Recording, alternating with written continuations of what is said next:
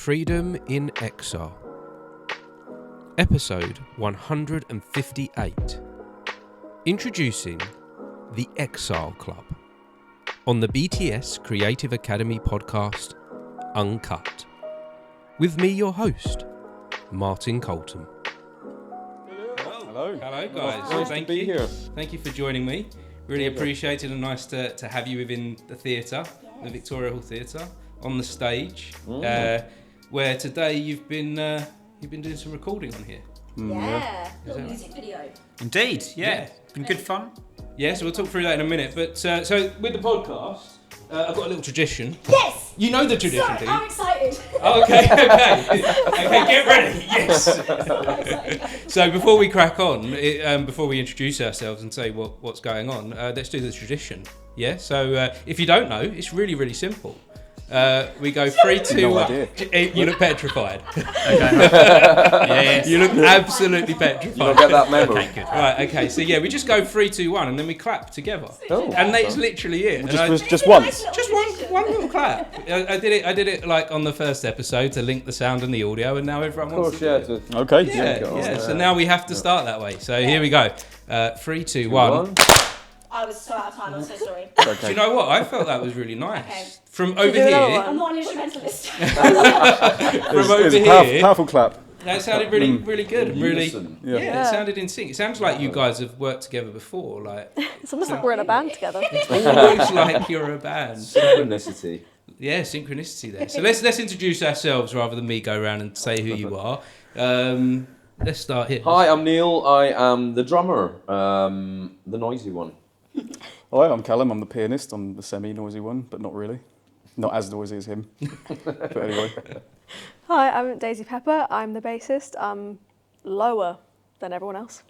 I'm low end. Low as in- Physically, in not, the not spiritually. Yeah.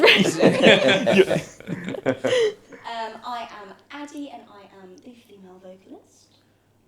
Hello, I'm Joe. I play guitar. And you sing. And you I sing sing as really well. badly as well. No. So, yeah, like I was saying, it's really nice to have you here today, guys. And today you were in this space doing a little recording session. You put together a little music video. How'd that come about?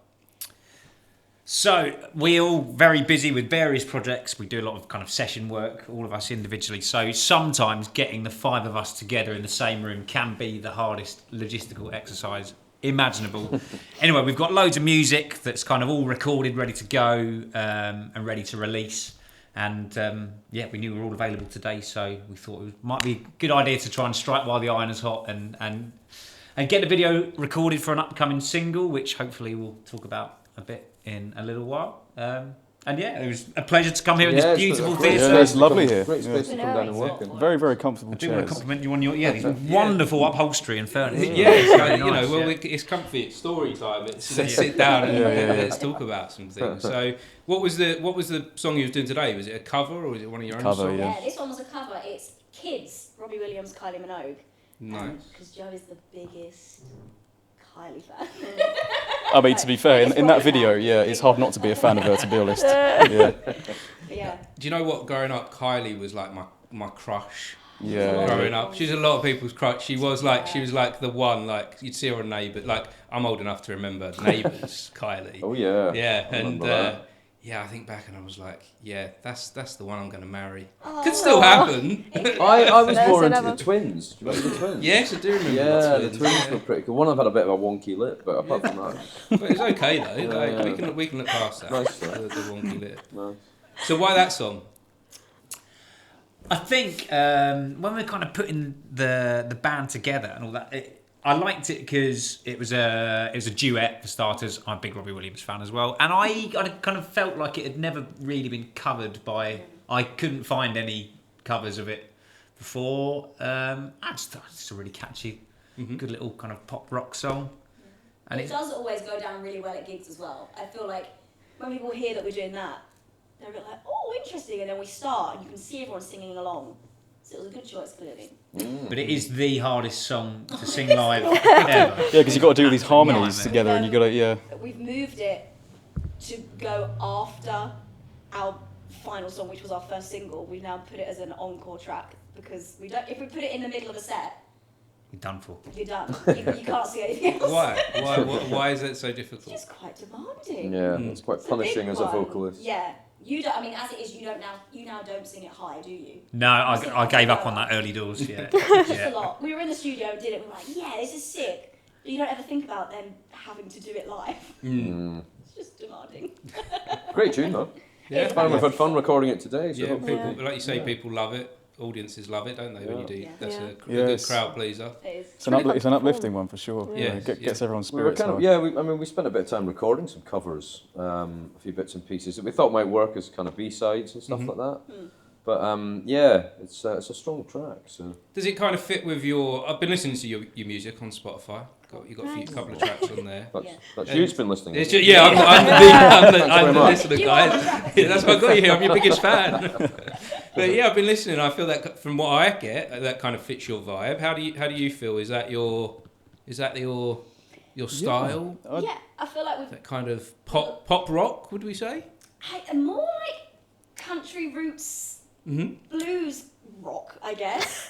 It's a bit of everything. Like classic rock, yeah. I'd say. It's a bit of everything. It's as we kind of, I think from the beginning, we described it as a songbook for your soul, Yeah. which was a nice way to put it because it's, I think all of us are influenced by lots of different types of music and that kind of filters through, whether subconsciously or not, into your playing, and that kind of gets added to the recipe of the music. And I think the way that we all work together, it was just a really nice kind of recipe, I think, when we all got together and started playing it. So it's I think it's always good to have a bit of a melting pot of influences. Like, we're all from quite different musical backgrounds. I'm sure everyone will kind of talk about their own musical backgrounds at some point over the next hour or so, but I think it's great to try and throw all these different influences in, and then you never know what's going to come out, and that's where the excitement lies. You don't want to go into these things with too much of a rigid idea of how you want it to sound.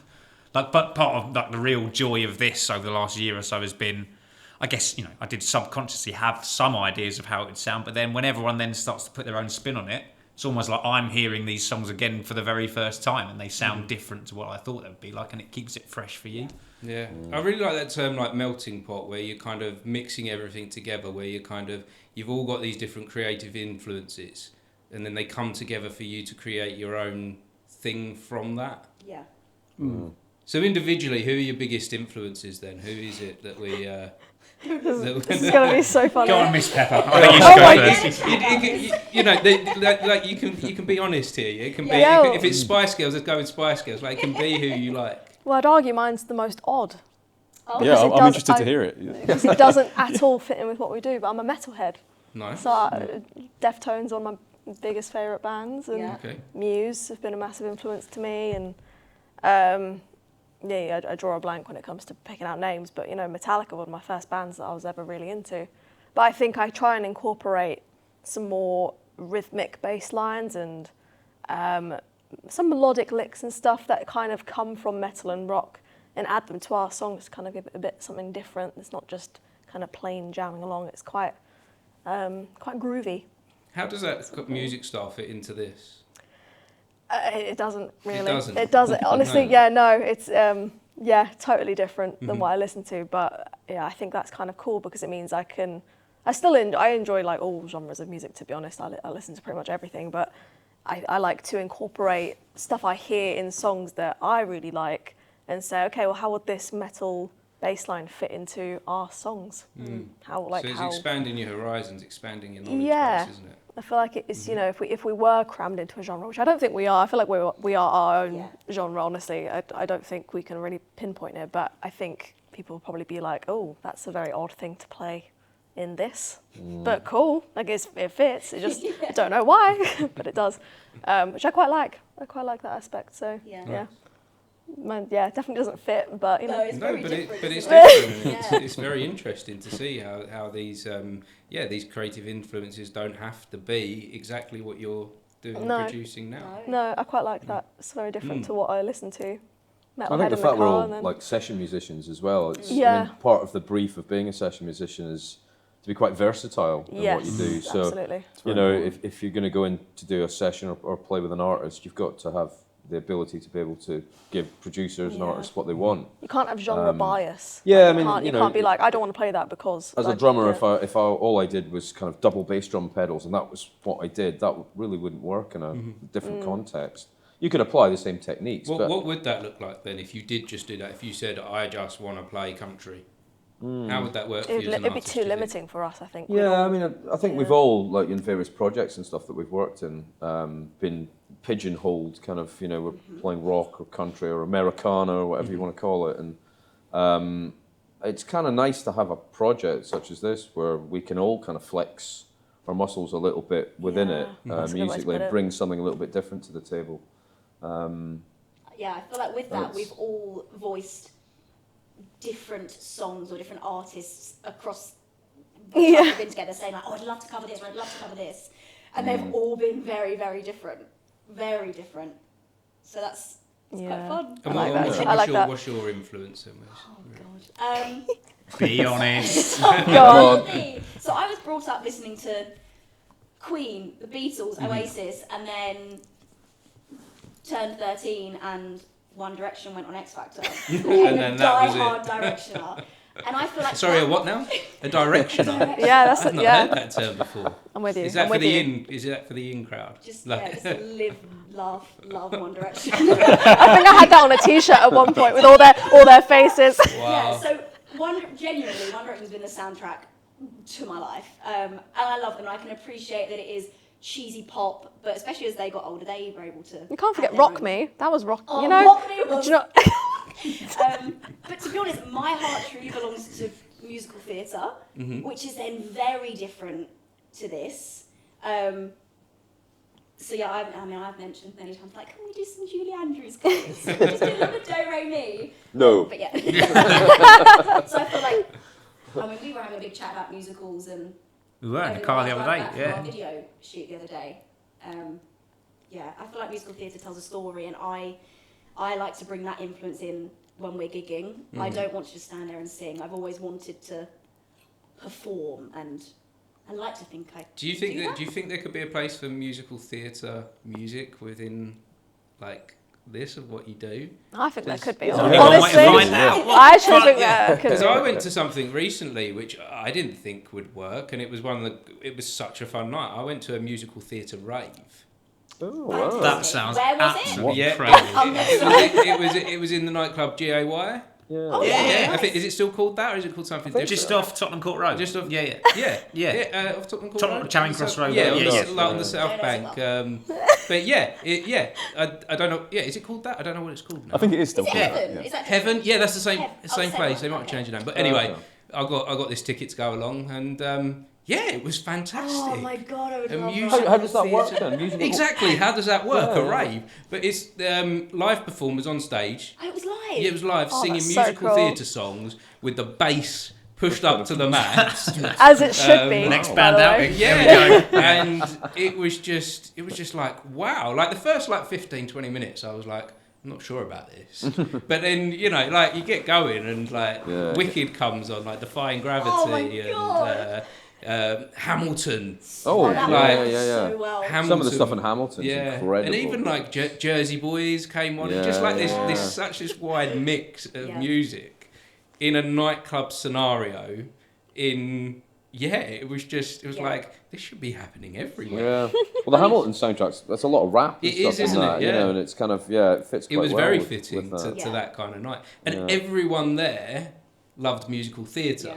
So it was like everyone there was of the same Yeah. vibe, Yeah. and it really Nice. worked. You end up having, there's so many musicals based off of a concept album. Like we were discussing the other day, Hamilton was a concept album, Yeah. Evita, Yeah. Cats, I believe, was a concept album. Oh. And then, Sorry, I was just remembering that movie Cats, the one with James Corden. Yeah. Let's not talk about that. but then the Wow. amount of jukebox musicals you have, like, American Idiot, Green Day music, Yeah. got Jersey Yeah. Boys, Yeah. essentially, The Queen musical. Queen, We Will Yeah. Rock You. Oh, So yeah. I think there is That's a good I think to pigeonhole. a So we genre should, of music- we should like mix these genres and Yeah. cross these boundaries into other. Also types. gives us an excuse to have a much more dramatic set. Broader- Yeah. of People course, swinging yeah. about and trapeze Yeah. things and Got to make it fun for the audience, I you would, know. I would have that. Honestly, If you could, you would do it. It would happen now, right now. If you could. Well, that's the thing. I mean, a lot of the, you know, the kind of like the Pinks of the world and stuff like that. I mean, they have a lot of fun bringing those kind of those elements into in, big yeah. live shows, and it tends to work quite So well. this is your own band, right? Yeah. Yeah. What's stopping you from adding in elements that you want to add in, that you want to About bring £1 million. Yeah. Is it? Yeah. I would say, yeah. It's true. I mean, perfect example. We were doing a couple of gigs in Belgium back in, I want to say November. Yeah. We were at the Eurotunnel about 7 o'clock in the morning, waiting to get our train across with the van, and there was a piano there, and Matthew Perry, who'd played Chandler in Friends, had not long died, and Callum had sat down at this piano, and he just started playing "I'll Be There For You," the theme from Friends. Yeah, Rembrandt's. By the Rembrandts. Yeah. And then Addie just went across and started singing along. And before you knew it, later that night, in sound check before the gig, we thought we'd just try it, and we ended up playing it that night, and it stayed in our live set ever since for the time being. And it's that, hopefully, you know, we're all kind of musically flexible enough that we can throw those kind of things in and throw those, you know, I guess I wouldn't call that musical theatre, but it's completely different to kind of our own stuff, a different vibe. Yeah. And it keeps it fresh and fun and exciting. And So you can then, you can Yeah, add you can, in yeah. elements that you want to bring to Let's the do one bring now.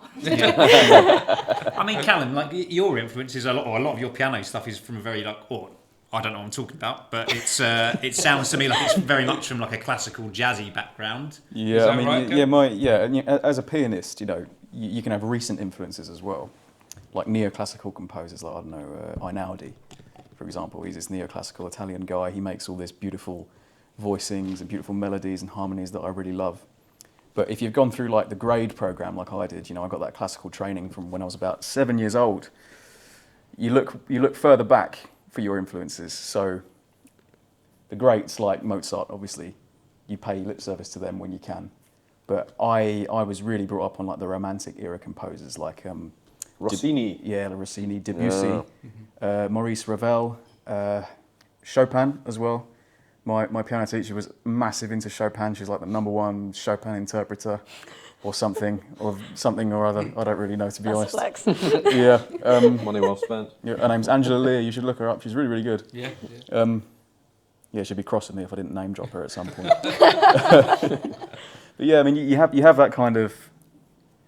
That You background. look further back, basically, and then that influences your playing style in the present. You know, that's how I'd best characterise it. I mean, it's kind of stuffy and academic. You know, I wish it was as cool as my main influence is like ZZ Top. You know, but it's not. It's I'm looking way back into the past with this one. You know, And if you go that far back, how can you use that influence now? it's just the technique you've been trained in. You know, and you sort of feel. You feel the stylistic influence in the technique, even if you don't really notice it. It's more like an emotion that you capture. It's difficult to describe, but yeah. Is there an opportunity to reinterpret some really old music? Like I found out Absolutely. recently that, I know it's completely different, but like John Williams, like composer of like Star Wars and Yeah. Superman and things like that, he used influences from, there are copies that are pretty much exactly the same as the Star Wars theme tune, came out 200, 300 years before that he just kind of reinterpreted to fit Take that. a melody or something. Took a melody from that and reinterpreted it to fit something. It's like an ever evolving canon. You know what I mean? Musical canon. You know, things are sort of built on top of each other over time. I think being a pianist really gives you a great insight into how music has originated and then changed over time, and how things build on top of one another, how they kind of meet together. Like you can have reactions to music like Impressionism, which is almost like anti-music, you know, where people were really fed up of like classical music, where it's all like Baroque music, where it's all very regimented and kind of mathematical. People had, towards the beginning of the 20th century, or the mid-20th century, you had this kind of Impressionist movement where people were just making this really weird kind of like whale music. I don't even know how to describe it. I'm trying to think of a composer who is big into Impressionism, but I can't remember. It's not Tess, don't worry. I know. But it is. It does You feel want to like one. know? I can't think of him, That's okay. but I don't think he's alive to be mad about it. So No, that's fine. well, someone will surely add it in the comments or something. Yeah, someone will know somewhere.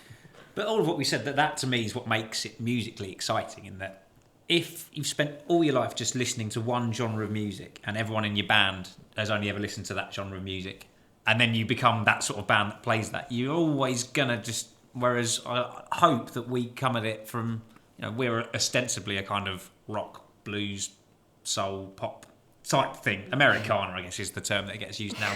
But we come at it from lots of different angles, which for me is the exciting part of it. What's your angle then, Joe? As in my influence, I guess I was brought up on black music and then, I guess, British and American derivatives of it. So, when I was growing up around the house, it was Aretha Franklin, Sam and Dave, it was Muddy Waters, Howlin' Wolf, that kind of thing, because that's what my dad in particular and my parents listened to. Well, I guess before that, actually, it was, as usual, it was like the Beatles, the Stones, the Who.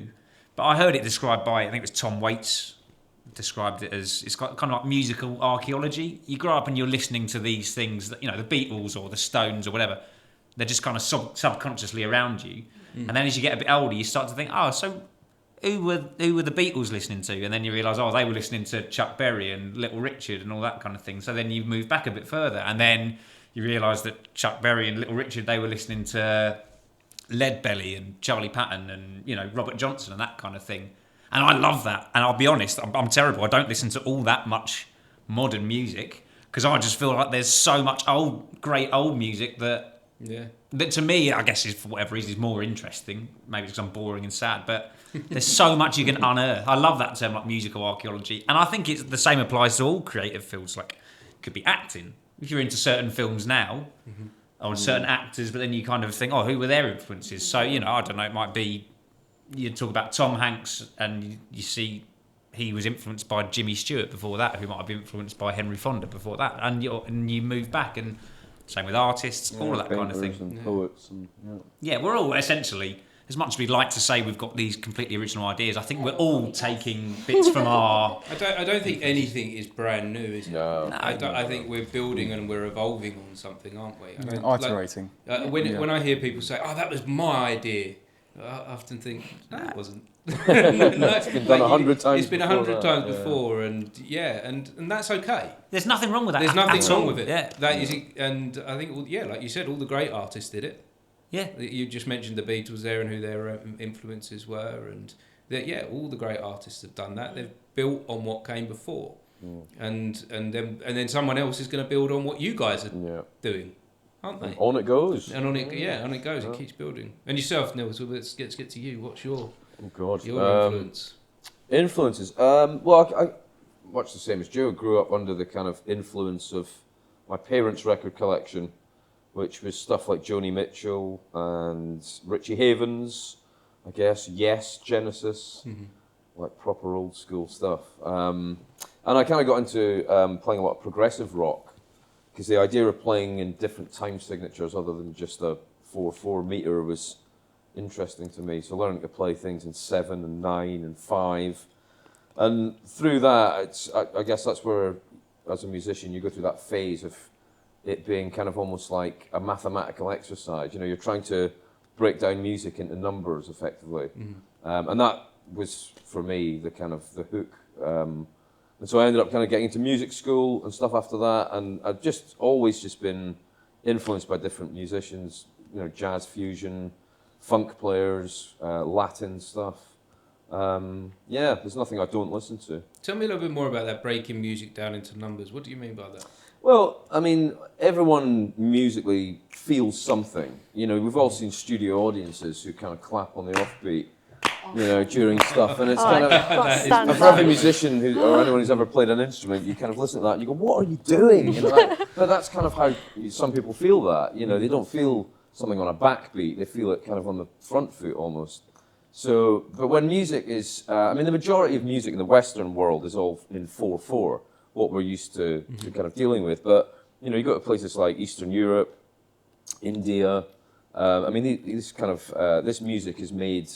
Like say 16/8 or something it might be in, which is basically broken down into subdivisions of, it could be a bar of 6 followed by a bar of 4, taking you to 10, and then you might have a bar of 3 and then a bar of 2, and it's all kind of jumbled up into kind of, and then you can rearrange that into different kind of pulses and make it feel differently. So that's where, for me, music became almost kind of like a science, and became mathematical, which is ironic for me because, you know, mathematics has never been my strong point, to say the least. I mean, I wasn't just the worst at maths in my year, I was the worst at maths, you know, in my whole school. I was remedial. I mean, I was honestly a dunce when it came to maths. But the idea of actually, you know, if I sat down and said, you know, here's a maths question, here's a pie, and, you know, you cut it into 8 different bits, and Sally has this bit, and Bob has this bit, you've lost me already, you know. But when it came to listening to a piece of music, classical or jazz or whatever it could be, and to be able to break it down into kind of subdivisions, that turned a light bulb on in my head. And why do you think that was? I don't know. It's just, I think everyone's kind of. I think everyone has the capability to obviously to read and write and to be, you know, numerical and stuff like that. But I think it gets activated in different ways. I mean, some people are hugely passionate about numbers. Some people are hugely passionate about words and how they're used. And I think music does a great job of bringing all that together. You know, it's mathematical, it's lyrical, it's. You know, another thing you touched on as well is the culture. The culture, the influence doesn't have to necessarily just be from bands, but it can be from different types of people. Yeah, absolutely. Yeah, on it as well. Yeah, different from different countries. And again, like I'm thinking about the Beatles a lot here. How they went to India, didn't they? Absolutely. And it changed their whole vibe. Absolutely. And a lot of bands do that, don't they? They go away to another culture to experience their vibe and how they express themselves with music, and then they bring that influence into their new albums. Yeah. And a lot of that time, a lot of that stuff, the results might not necessarily translate to their biggest commercial successes or whatever. You know, some people, when bands, as they grow and mature, they'll try these different influences, you know, musical influences, cultural influences. A lot of fans might say, "Oh, we preferred the old stuff when they did," but I guarantee the artists will feel more fulfilled for doing it, because, without making it sound too pretentious about it, you do need to keep yourself interested. Like, you could love music, you could love writing songs or playing your instrument as much as anybody, but eventually you're going to hit a point where you just need to try and do different things, and just to keep yourself interested in it and keep yourself stimulated by it. I guess it's the same. I'm no actor, you are. I guess it's the same with acting roles and whatever it might be. Like, if you just do the same thing over and over again, your audience might love it, but eventually you're almost going to be betraying yourself, because you need to try and expand. We need to grow, don't we? Creatively, we need to, and by growing, we need to push ourselves outside of our comfort zone. And if people don't like it, who cares? Ultimately, you need to. Are we doing it for the audience?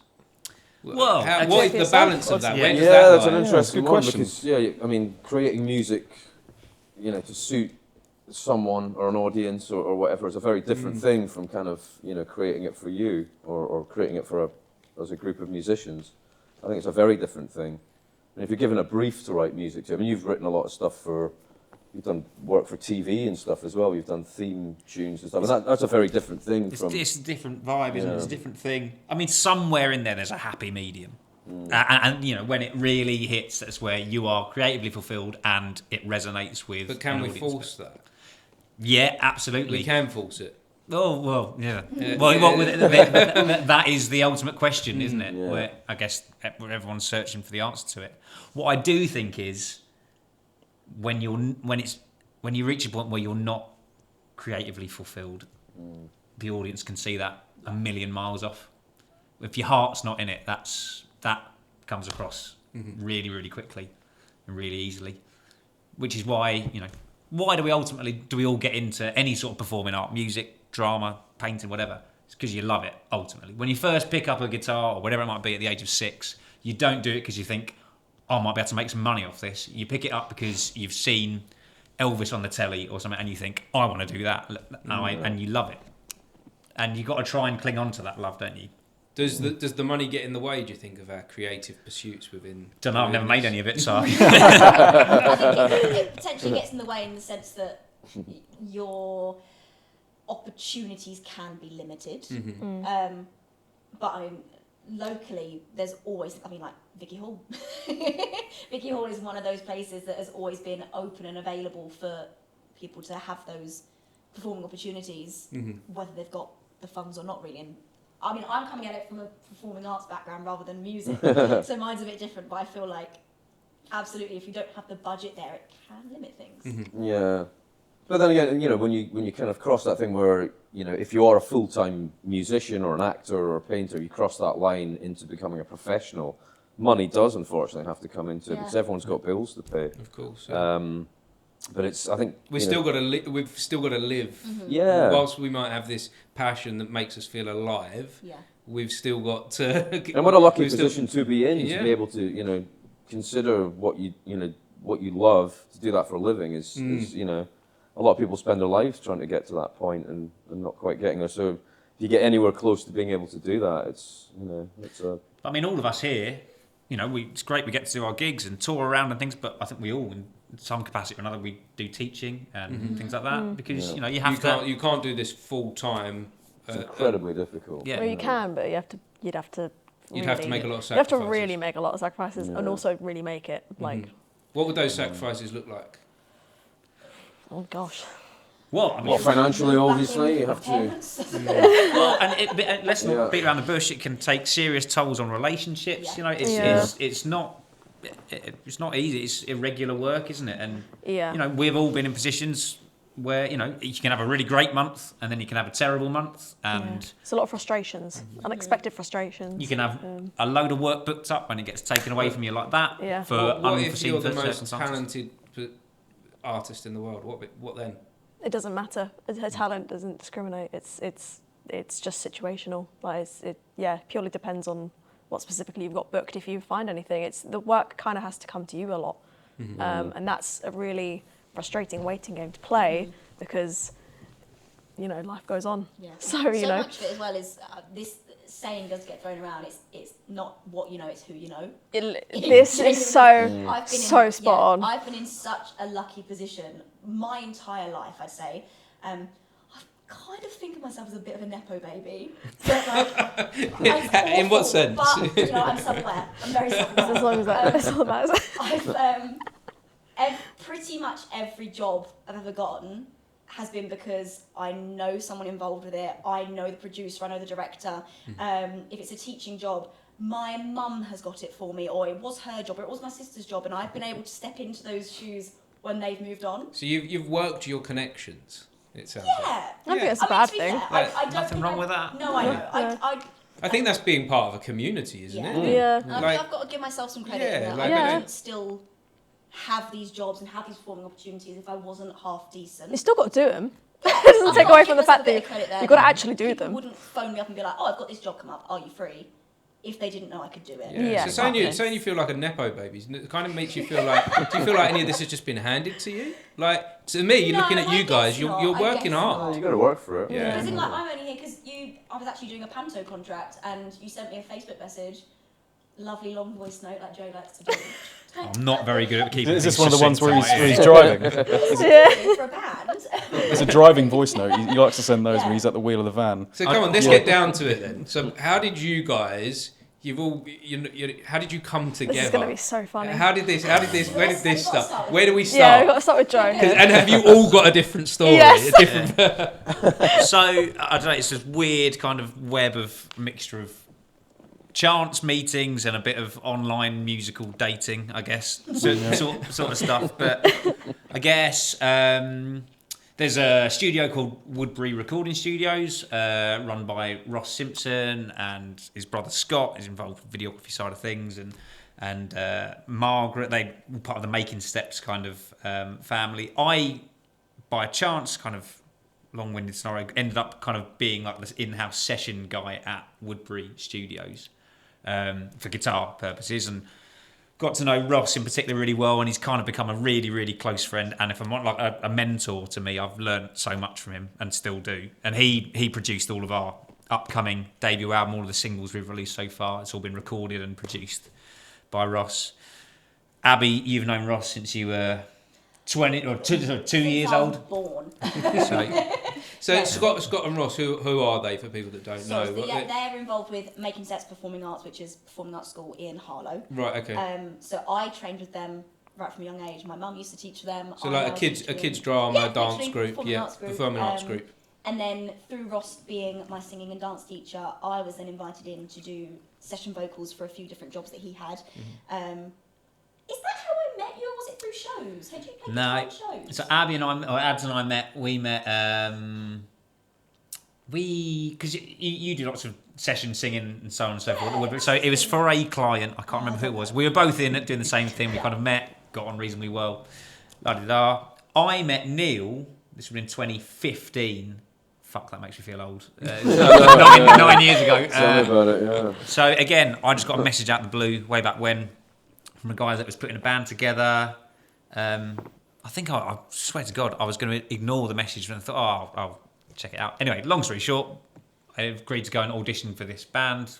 Got the job. Neil turned out to be the drummer. That turned out to be our full-time job for 5 years. 3 years, yeah. 3 years full time. Then we did good. And with that band, we went to the States a couple of times. We toured Europe, God knows how many times. We were really, really lucky. Loved that band. And then, so from that kind of, I knew Abbie, knew Neil. We all kind of put each other together. And started recording stuff, just general demos. And then this sounds weird. I met Callum online, didn't we? I met a strange man online. Yeah, he turned out to be Joe. Yeah. So I was on this website called Bandmix. Oh, I love Bandmix. Yeah, no, it's good. I don't have the pro version. I've got the free version. No one has the pro version. No one. What is Bandmix? I've not heard. It's just like a website. It's kind of like Tinder for musicians. You know? Okay. It says someone Best message. description of it. You get messages from people like do you swipe left and right? No, you just get these odd random messages. You get so the site's algorithm sorts your matches based on like musical preferences in your bio or something like that. Well, Very much locations like as well. dating, then. Yeah, kind of. Yeah, absolutely. it's just for a different great purpose. idea. It's just like a networking thing for musicians to get together. Yes. But there's better ways to do it. Like if you're part of like the musicians union, that's probably a better way to do it. Yeah. Okay. This is like my first time putting myself out there, so to speak. And I just went, what's the best? Typed in, what's the best website for a musician to get linked with other musicians, and that came up. And I was like, I'll just make an account. Mm-hmm. And so I had an account up for maybe a month or two before I got a message from Mr. Hazell over there, saying, hey, really like your playing and whatever, and would you be interested in joining my project? I don't think those are the exact words, but along those lines, right? Yeah. And then we messaged each other on Instagram, and then I was like, I'm quite keen to do this, and I didn't hear from him for about 4 months. What happened? I have a tendency to do that. Yeah.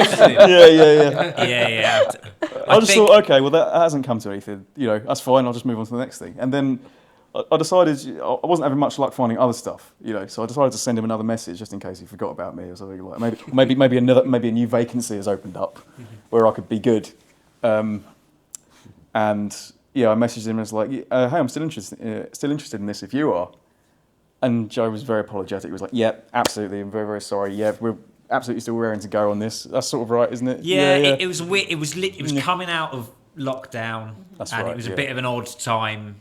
I can't remember specific reasons, but it was just we'd kind of started and then we stopped again, just waiting for the timing to be right. And at the time, I think I was stalking the hell out of Daisy in a weird way, trying to get Daisy to join. Where did you find Daisy? Honestly, this is quite funny because I genuinely must have been the worst to get hold of, because I remember I ignored you for about a year. I definitely left you at least.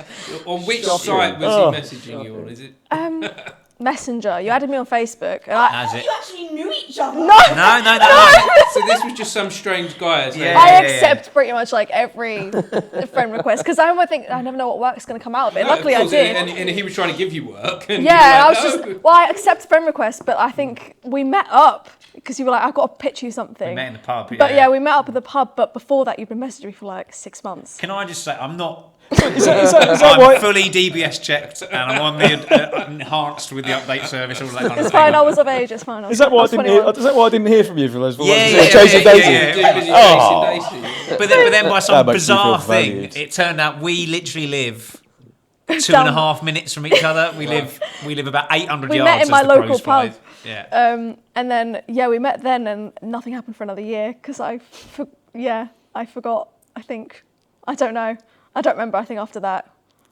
Well, we were recording. We did some recording Yeah. during COVID, or kind of towards the end of COVID. I feel like most of my vocals for the album were done in 2022.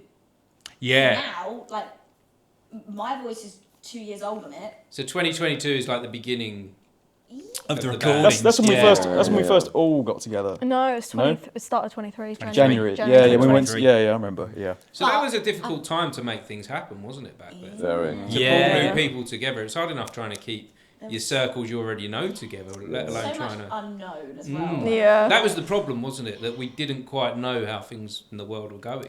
Yeah, I Well, mean, you like must a have had your range, own like serious uncertainties with running Vicky Hall here. Like in terms of, Yeah. like things were ostensibly opening up, but then you didn't know how long that was going to last for. Yeah. Yeah, and you had no idea. There was no guarantee that the industry was going to come back in the same way that it had been before. You didn't know what Even audience now, was even. Yeah. The industry is not. It's not recovered It's not at fully all. righted We've itself. all Yeah. had No way. things still being cancelled, and like sometimes I'm hearing things from theatres saying, "Oh, like this show's cancelled here because the theatre has actually gone under." Oh, there's so many Because of theatres COVID. There's so many Yeah. theatres closing because they can't. They couldn't recover from that period of time of being closed down. That's the thing. This place is very lucky because we haven't got staff here. Right. So there's the overheads are gas, electric. So Yeah. if we close the doors and don't put the heating on, we can right, keep yeah. things at a moderate level.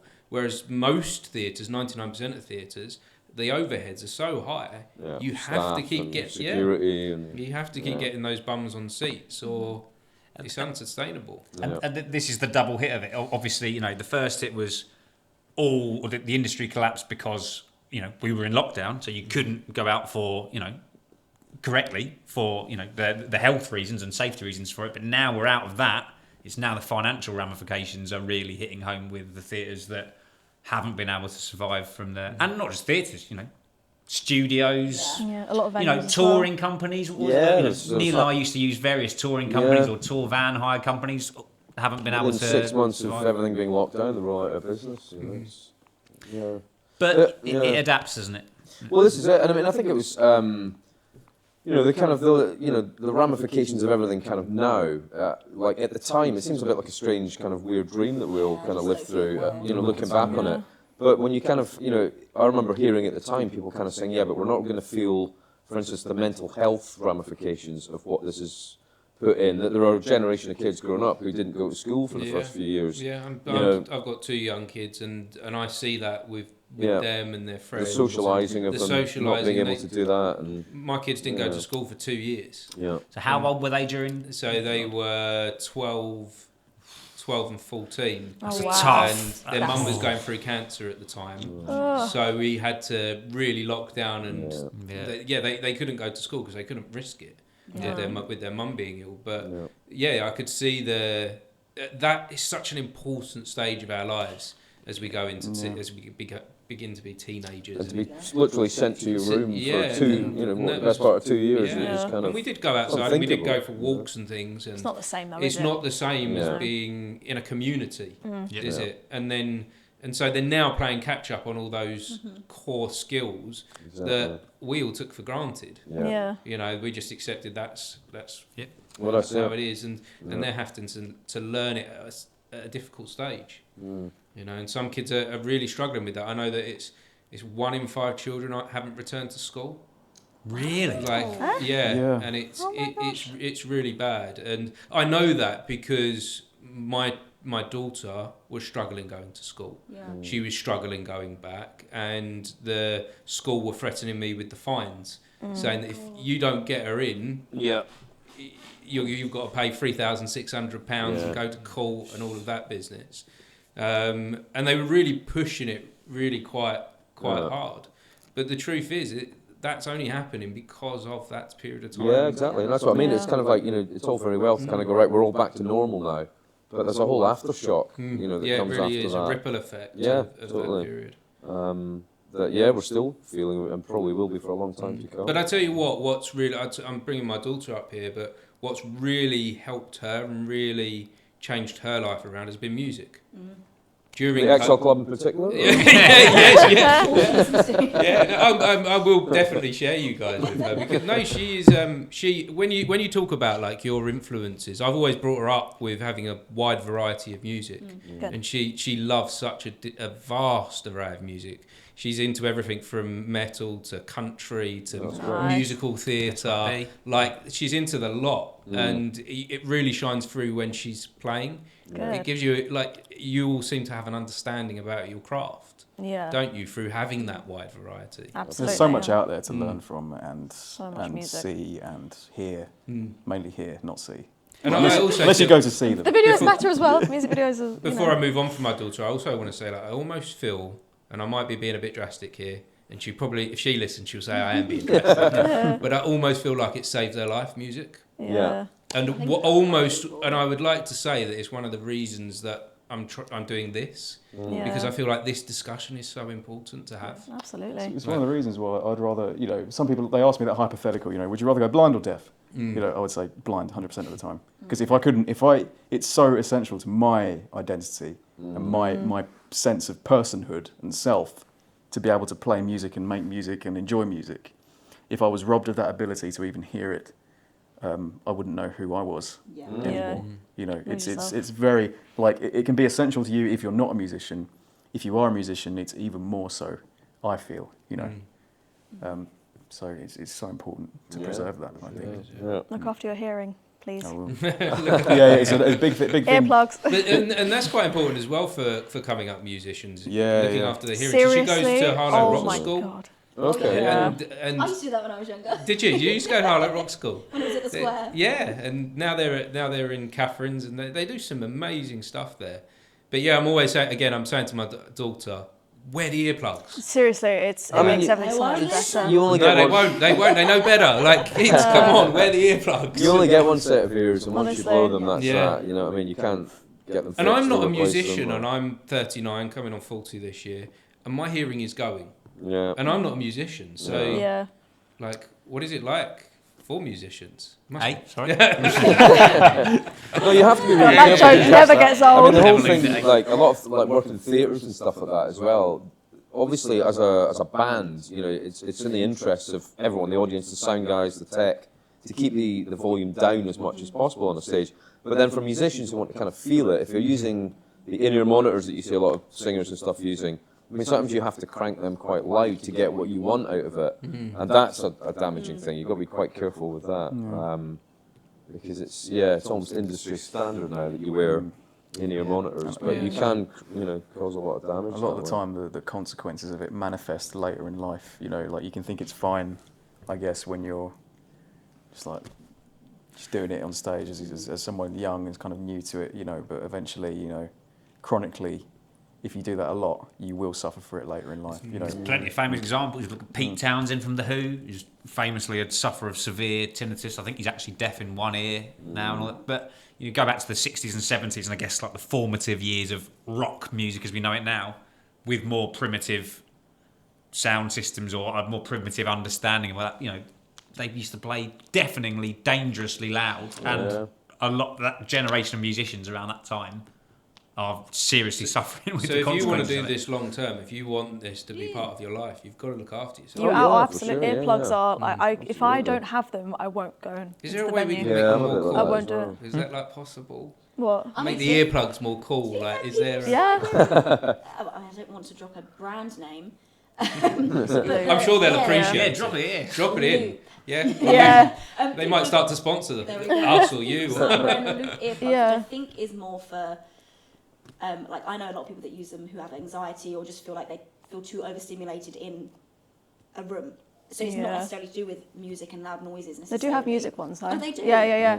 Yeah, when you go to a gig venue, they give you the awful orange squishy Yes, things. yeah. And Those they don't- fit in your ear. Those They are don't useless. work. Please don't use those. No. Well, you get the ones Just these days get- where you get filters in them. So if you Yeah, want those to hear ones. higher Yeah. frequencies, you can change the filters. So it's personal preference. They make it as comfortable as they can. Yeah. I don't think But it needs to be it's- stylish. I mean, sound systems and venues and stuff have gotten a lot better, I think, over the years, which obviously helps. But yeah, I mean, if you're out gigging a few nights a week as a musician, it's not going to take long for your hearing to go. Yeah. If you're not I've got protecting this it. little thing that I try to live by, and it's do something for you.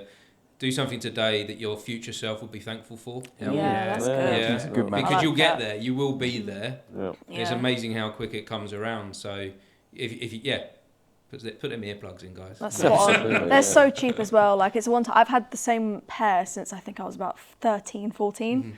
I'm, You've gotta be 20, a bit- I'm 23 now. Yeah. So I've had them. They're literally A bit perfectly waxy. fine. No, like Oh, wow. I keep them clean because you've got to. But yeah, it gets to a point where you realise if you don't have them in and you're in a loud environment, you're like, oh wow, Oh yeah. that's actually I can't bear this. Because to be fair, I didn't wear earplugs. It was me. I told you that one I'm- rehearsal, didn't I? I was like, oh my Yeah. god, you should I get didn't know them. the thing really Yeah. until I was in the band and we were gigging and mainly rehearsing. We were in like smaller rooms. And I was just like, well, I can't hear myself. And I've only recently started using IEMs, in-ear monitors for gigs, very recently. And up until that point, I was just wearing earplugs and having to rely on an on-stage monitor to hear Yeah. myself. So actually, not only is that not helping my hearing, but I was then pushing myself more vocally to be able to hear myself and finishing a gig going, oh, I can't talk. So So it helps with your performance as well. Oh, absolutely. Absolutely. Yeah. the first gig I used them for, we finished and you went, that's the best you've ever sang. I was like, well, it's because I can hear myself. Yeah. Makes sense. It Who does. knew that would make such a difference, eh? Yeah. It makes a huge thought. difference. Yeah. So I think It's a bit looking of tech. after whatever your instrument is. Yeah. So I brought up the future there. So looking after yourself in the future. What does the future look like for you as a band? What are your hopes and dreams? Do you have a collective hope and dream for the future of this band? I'd love to We've just do more never gigs. spoken about this. No. Okay, guys? Here we go. Let's see who's quitting tomorrow and who's here for the long run. Zane. It's like a band therapy session. Yeah. I just want to do more gigs. Yeah, honestly, just I want- could just yeah. see us gigging for as long as we can, to be honest, because I think we all It ta- equally yeah. enjoy them so much. It takes a while to set up, getting like a lot of gigs, but once you are kind of set up, I think people trust you. They trust you. You're going to put on a good show. They ask you back, and then you can increase your output of a good time had by all at these venues. Yeah. You can just increase the number of gigs you can do. Word of mouth spreads as well, and that's really important too. We've got some good stuff coming up. I think we've got gigs with a band called Uncle Lucius. That's right, in Indeed. October. That Joe and I have kind of toured with before, a band from Texas that are coming over later on this year, which is going to be good fun. I think fun is the key thing. That I'm having fun. Yeah. Yeah, As long as we're having fun, it's a absolutely. good That time. I have no other aspirations for this band other than I just want to keep having fun. Yeah. This first album has been written by Joe. Joe is a fantastic songwriter. He has done it all and then put it to us. So I hope we can continue to have fun and all get in and do some writing as well, which I Yeah. think would be fun and just progress for us. I think the minute it stops being fun, is that why? I think Yeah, the thing is yeah. as well, I mean, the more gigs and stuff that we do, and with the kind of little mini tour thing we've got coming up this year, I think it's always interesting as a musician working within a band that if you're supporting a bigger band and you're going to venues, there's kind of like a mission every night where you have to try and win over the audience who've come to see someone else, Yeah, but sure. you're kind of in the position where you can kind of steal that a little bit, and that's, that can work for a number of reasons. I think the fact that we all have so much fun on stage is infectious to an Shines through. audience, and it's easy to kind of come and want to see someone else, but when you see us kind of working on stage, I think it draws quite a lot of I people in. went From to what, see Newton feedback. Faulkner recently. Yeah, And that was very much his vibe, was Yeah. that he was having fun. And so the audience, we all had fun with him. exactly, you get drawn Yeah. into Yeah. that. When this has come in put together, because we're all so busy with various other things, and I never wanted this to become a burden or a chore or anything. So we've all got so much other work with other people because we're all session musicians. And although I'm not comparing us to these bands, but examples in the past would be like Toto were a group of session musicians that all came together and said, you know what, we're doing all this session work, why don't we form our own little thing for a bit of fun? And it obviously went somewhere. Before that, the band had done the same thing. And my thoughts on it were, we all kind of know each other. I know we're all really good players and I think we get on. I want us to all keep on doing our own, have our own work and other projects elsewhere. But if and when we're available and we want to do something, great. If we can't do it because someone's got something else on or what, no worries at all. So no pressure on it. You know, we'll keep it fun, and I think hopefully we're doing a decent job of it. I mean, we've got Still together. Yeah, we're still together thus far. Yeah, but I mean, you know, we've got a debut album coming out on Friday the 13th of September. Nice. Available on all streaming platforms worldwide. That's all right. So yeah, as Neil's already mentioned, we've got a little mini tour coming up, and then what I hope is that we'll have, you know, more music to come after that, but it'll be much more of a kind of collaborative effort this time. The only reason the album came together this time was because the band didn't exist first. Yeah. I just sat around writing some songs, and then once the songs were there, or the demos of these songs were there, I was like, oh, we should put a band together around this. And the songs have changed a lot because everyone's put their own stamp on it, but I hope the next batch of songs will be much more, they'll be co-writes, it'll be very much a collaborative But I'm really thing, looking forward to that. which as well. excites me massively. Yeah. I That think whole songwriting thing is I really. think I can speak for everyone here when I say we've all we've all done separate gigs. We've all had those gigs where we've all kind of thought like, why am I doing this? Yeah. Like, this is not fun. Like, this is a bit of a drag. Like, you know, some gigs just don't work out even when you think they're going to be amazing. But I think we've all been pretty lucky with our gigs that we've done together, that even if like things have gone wrong or whatever, we've all ended up just having a really great time regardless. Yeah. And I think that is why it's working out so well. It's because like it literally doesn't matter how big the venue, how small, like it literally doesn't matter. We can make a good time out of it. Yeah. That's true. We've not had any shockers yet, have we? No. Which is a shame, because my favourite conversation with musicians, I'm never interested in what the best gigs you've done are. My favourite conversation is what's the shittest gig. Go on then. So what's your have you not had one? I think I know what it is. Our one. Yeah, It go was on. when we were in the second Belgian gig. On the cafe In the place. cafe place. Wow, that was fun. The It was fun. It was still sound- It was hard. It was stuff. hard. Tell- really. who's going to Yeah. tell the story I then? mean, The sound essentially, quality. it was a theatre, but we were in like the foyer, Yes. like Yeah. the cafe area, and it was solid glass walls, all just a window. Glass Ceiling and was stone. so So we high. kind of Very watched difficult and to like, control. this isn't going to be great for sound. Obviously, no one noticed in Belgium. It was a very random gig anyway. It was a Yeah. fantastic gig. It still went really well. It did. It went really well. It was really fun. We all looked at it and went, right, this is not what we ever thought we were doing. And Yeah. like a lot of people there were a bit like, don't know what we're getting ourselves into. No one really quite knew what to expect. No. So we had fun with it. Sold a couple t-shirts. That's a dream. That's not. I did a gig once. I did a I New was going to say, Year's. it didn't sound like there was nothing. Yeah, come on. Is that We as can do bad better as than it this. gets? I did a New Year's Eve gig once where at half time I got paid full whack to shut up and go home. It was that bad. They paid me the full Amazing. amount to go home. Yeah. Oh, I've done I did a kids show I've told you about this, to an audience. It was marketed as a dinner and a show. So I came out singing and dancing to Little Mix, and there were some children having their roast dinners. Just the vibe was Wrong. wrong. It was just very different, very different. Yeah, I think you get random stuff. I think for me, the Exile Club has been my thing. Every other job that I have, it's not for me. Essentially, it's a job. It's for money, but also if I'm going out on stage or if I'm doing whatever, I'm going out there as a character and having to perform for other people. This is like the thing where I'm like, this is my escape. Yeah, I like that. This is yeah. my thing. And I'm like, okay, I've got a night off. It's not a night off. I'm doing a gig, but it's a night off. Yeah. Yeah, it doesn't feel like, it That's doesn't great. feel like work. That's a great place to be, isn't it? Yeah. That's It's a where the great name thing to comes have. from. So working as session musicians, it's quite a nomadic musical existence. You almost never feel like you belong because you are just working for someone else. You're a hired gun doing. And the idea was we put this together so we didn't have to feel like musical exiles anymore. This was almost like a home for us, and it can be it's our own thing because as Addie has just said, like so much of the work you do, you're doing it for other people, but you don't feel like you're quite part of it. Whereas hopefully it's all ours, and I think we do a good job. Everyone puts their own stamp on it. Yeah. Everyone is free to be themselves, dress how they want to dress. I mean, sometimes when we turn up for gigs, there's clearly been no coordination in terms of how everyone dresses. But I love that. I love that. Everyone brings their own very energy. ragtag. to Bring it. your own Yeah, thing, yeah. and I almost think that gives its own vibe. When everyone turns up and you completely don't match in some ways, that's part of the fun of Yeah, it. that time when I showed up, when I missed the first song, And That was That's great. That I was ran in. so, Tell that story. Yeah, Yeah. that gig was good. that It was a good. great gig.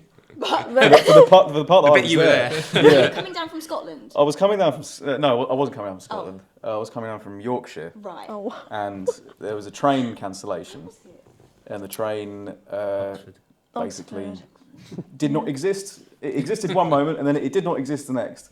I remember looking up at the board, and I was like, I'm going to miss this gig. Yeah. You know, and I resolved. I don't think I've ever been quite so determined to get somewhere in my entire life. I had to take a separate train to Leeds, to get on a separate train to London, and then get off somewhere completely different, and then travel to London Marylebone Station, and get on another train, and that other train like stopped in the middle of nowhere for about 20 minutes, Yeah. and then I just thought, I'm just going to get there. I don't care if I miss the entire thing. Like if I miss the whole gig, I'm still going to show up. That was my. That says something about what this means to you, doesn't it? yeah. To me, like I was was already bollocking from us. I was already mortified that I was late. You know. Yeah. And I'd actually said we'd done our first song, and I think after the first song, I'd kind of said to everyone, so as you can see, there's a keyboard here. I don't currently have a pianist. So if you see a guy wearing all black just running through looking a bit out of breath, that'll be him. Don't worry about it. Poetic Yeah, how so that you- turned Into out. the second song, I think it was just about to hit the second chorus. and Literally. Karen ran in. And In the all black. audience, like the crowd just erupted. They were like, yeah! It was so fantastic. It was such a strange experience. Like I had no idea like Out of body experience. what kind of reception I was going to get. If I was going to get funny looks from the band. I was going to get scowls. I was going to get some finger wagging. Going, oi, oi, oi, oi, oi. No, we loved it. We were So I dying. burst in, and then everyone turned around and went, "Oi!" like that, and I ran up to the stage. And I nearly fell off. Yeah. Because Yeah. the piano was like facing to the side, and it was right on the edge of the elevated stage platform. And I jumped on it as fast as I could, and I got my leg caught in the pedal wire. Yeah, I think you stacked it, didn't you? I did. I stacked it.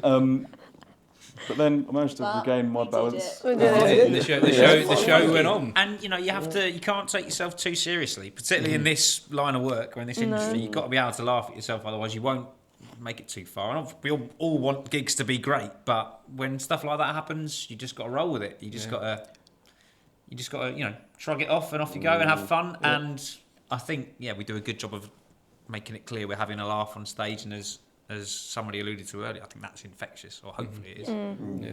I don't like watching bands where it looks like everyone's fucking miserable to be there. Yeah. It does something to the atmosphere in the room, doesn't it? Yeah, for sure. The vibe, and it comes through in the music. Well, you want the audience to be part of the experience. You know, you're not kind of just playing for the sake of it. You want, mistakes, little bits and pieces to be quite unique to that experience.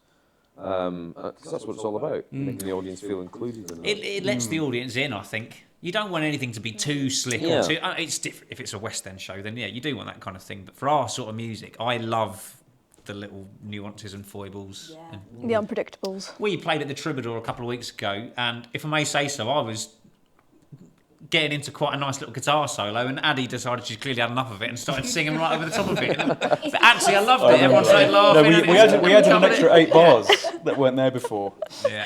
So that's There was a bit where hence the you were confusion. desperate for the toilet and had to Yeah. run off stage. And that's fun. It's unique. It doesn't happen every night, but I think I did a key solo to give you some covering fire while you went to the toilet. We'd finished the gig, guys. We'd finished the gig. I was like, I'm going to go to the toilet. And then you started playing another song.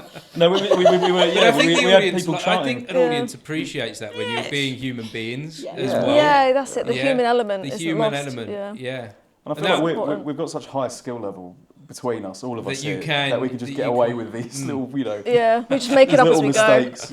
Literally, it's all made up. We're all just winging it as we go on. None of us really know what we actually are Such doing. is the essence of being in a band. No, again, I love that. Let's be honest, I think we've only ever had 4 rehearsals. Yeah, if 5. that, A honestly, bit yeah. more, I think. No, No, definitely not. rehearsals. No, There's been gigs. we kind of learned. I mean, when we all recorded the album, it was all obviously done a lot separately. We weren't kind of in a room at the same time, so we were kind of coming in. I went in for was it a day and did the drums, I think, and then Daisy came in, I think, after that, and everything's just kind of been kind of layered up. But yeah, it's yeah. How do you think that's? How is that? If you got a joke, if any of you got, well, I'm just going to kind of wrap this up actually, because I feel like I know the answer to this, having sitting down with you guys for an hour or so now. I feel like I know the answer to this, but I want to hear it from you. What does this band mean to each of you? You go first. You go first, now. Oh God! Around the Make sure this answer's right. Actually, I want to listen intently on this one. Yeah. Well, I mean, as you know, as was kind of said before, I mean, I think all of us feel a lot of ownership over it, and it's kind of it takes a lot to get to a band to get to a certain point where the musicians are happy with it. It's you've got product that you're very happy with. You've got music that other people are enjoying, and I think it's that kind of sense of ownership and being part of something. We are just a nice little club of musicians who like hanging out and playing, and it's the best thing in the world. It's even nicer to do it to a room full of people. That's right. Yeah. Well, to me, it's as much as Neil said, it's coming together with a lot of mates hanging out and everything. But Joe also gives me a lot of leeway, and everyone gives me a lot of leeway to go absolutely bananas on the keys. So we need to talk that, afterwards. that's what keeps me coming back, is that opportunity to just completely go mad. You get to be free. As a pianist, you're either sort of playing these kind of chords, doing like a cover of like Adele or something, these very simplistic chords, or not really that involved in the whole thing altogether, kind of fading into the background. But I really get the opportunity to go mad on the songs that Joe's written and on the covers we've got as well. So that's what keeps me coming back, to be honest. The opportunity to just completely go mental. Daisy? I think it's what someone touched on earlier was like we all do separate jobs outside of the band, but it's the one gig that I'll always come back to and call it home. It's like if I had a gig with the band in a week, it'd be the one I look forward to the most, because it's as you said, like it's an opportunity to kind of like express yourself. And you've got lots of freedom. Yeah, it's just like freedom to actually, because like in session work, everyone gets it, where it's very regimented. Like you're either told what to play, or you have a little bit of freedom what to play, but they're kind of like, could you do this instead? And as soon as someone mentions that, anything about tone, anything, it takes that little bit of soul away from your playing, and it's not actually you. But this is like, I can literally turn up with the most metal 5-string bass and the most insane amp, and everyone just goes, that looks cool. And I'm like, yep, that's all I wanted. I've got lights with basses on it. Lights with basses on it? Basses with lights on it, and like everyone's like, yeah, cool. Yeah, use them. No one's like, oh, why are you using that with this? It doesn't really fit in and stuff. You make it work and you try something out, and it's that, freedom of expression, freedom of, just being you. And it's a home. It's a home. Yeah. For me, obviously, building on what you guys have said already, in a more selfish way, I guess, it's a chance for me to explore and challenge myself vocally.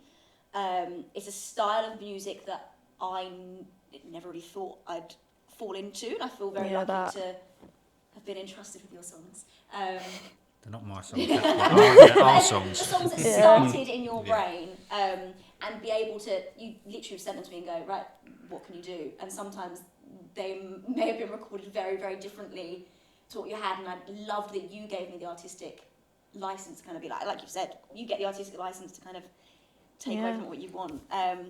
But I've also been able to work with 4 very, very talented musicians, and this is a world that, for me, working with bands hasn't really been a thing. So just learning things on the go and seeing how drum kit's being put together, and watching you guys just say like, oh, what chord are you in? E minor. And you're like, oh, okay. And then you just start playing. It's just a world that's above me, because I don't play any instrument. So I find it's just really lovely and humbling to sit back and be like, oh, look at you guys, you're so talented. And I enjoy that. Joe, you set this up. You started it off. You started the fire. I mean, it's everything to me. That sounds like I'm putting too much pressure on it, but we can take it. I won't, like, as I said earlier, like sometimes session music work, it can be quite nomadic existence. This is, and I just, me personally, I always have to have something that I'm working towards, even if it's not going to go anywhere. Like I said to Addie yesterday, in all honesty, I wouldn't care if no one ever listened to anything we did. In some ways, I'd obviously prefer it if if they did. So 13th of September. But you know, for me, it's something I can be proud of. That it's something that we've all put together, and it's, you know, no matter how small, it's a goal, and it's something in 10, 15 years' time I can look back on, and even if no one ever listened to it or everyone hates it, or I can say, yeah, we did that, we created something that was something that didn't exist before, and we put it together, and we've got something we can be proud of to show for it. And to be honest, more importantly, I love these 4 people. Like, I love hanging out with them. Like, we're all so different. We are honestly so different. We're at different stages of life, different ages. We're into different things, you know, that kind of thing. And I love that. And you've all come together, and I love this. I've got this sense of this is going to sound like a tagline or something now, but there's freedom in this band. Yeah. There's freedom in Exile. Like, can we have that, by the way? You can have that. That can be your next band, your next album. Next album. Yeah. Let's do it. Freedom in Exile. But there is, and I feel like, Joe, from listening to this, you've given that to them. So honestly, yeah. I'm just sitting here listening to it, and I'm like, thank you. And this is really nice to see a band that's getting on like this, and that you've come from all these different places and come together, and you're creating something really special. Long may that continue. Hopefully.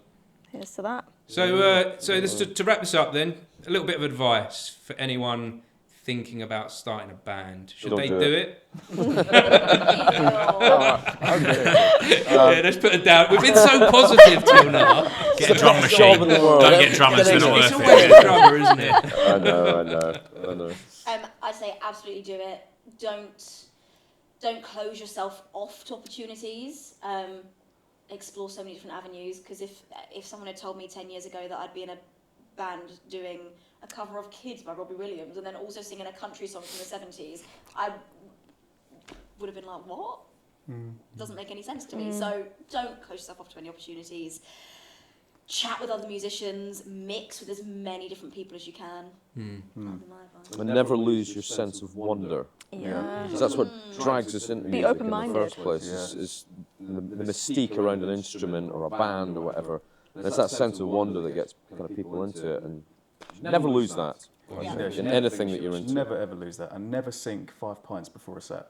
That's a good one. That would be my advice. It's always good advice. And you know what? Endure, like, stick with it, in that it's a fucking tough industry sometimes, and you are going to get rejected, and you're going to get people say no, and you're going to sometimes feel as low as humanly possible. But do you know what? You got to stick with it and, like, believe in yourself. It's attritional. Lots of people drop out because they decide that it makes them feel too crap. But if you stick with it, like, the good stuff will come of it. If you believe in yourself and you knuckle down and put the work in. And as Neil said, if you love it, who cares if no one likes it? Who cares if you never make a penny out of it? If you love what you do, then stick with it. They often say it's not the destination, it's the journey. That's what you enjoy. Love it. You know? We're getting some good sound bites here. Yeah. Love it. Well, that's a really lovely a really lovely note to end this on. I really appreciate you guys. Thank you so much for having me today. And if anyone is watching or listening, we appreciate you for joining us as well. Thank you. Thank you so much. And so, where do we find you? Everywhere. Where are you? Facebook, Spotify, Instagram, Spotify, iTunes, social. Is it just as simple as that? Just type in the Yeah. Exile. Yeah. We'll be there. We'll be there, yeah. And you you're will see there. us. Yeah. We're going to have a new website soon, I think, aren't we? Yeah, work in progress. Yes. I'm going to tag on the end of this one of your songs on the end of this, whether it was the one we recorded today or something else. We don't know yet. But yeah, there'll be something on the end of this conversation for you to enjoy. Well, that's great. Well, again, Thank you thanks so for having much. us. Thanks, guys. Appreciate it. It's been lovely. Thank you. Thank you. Thank you.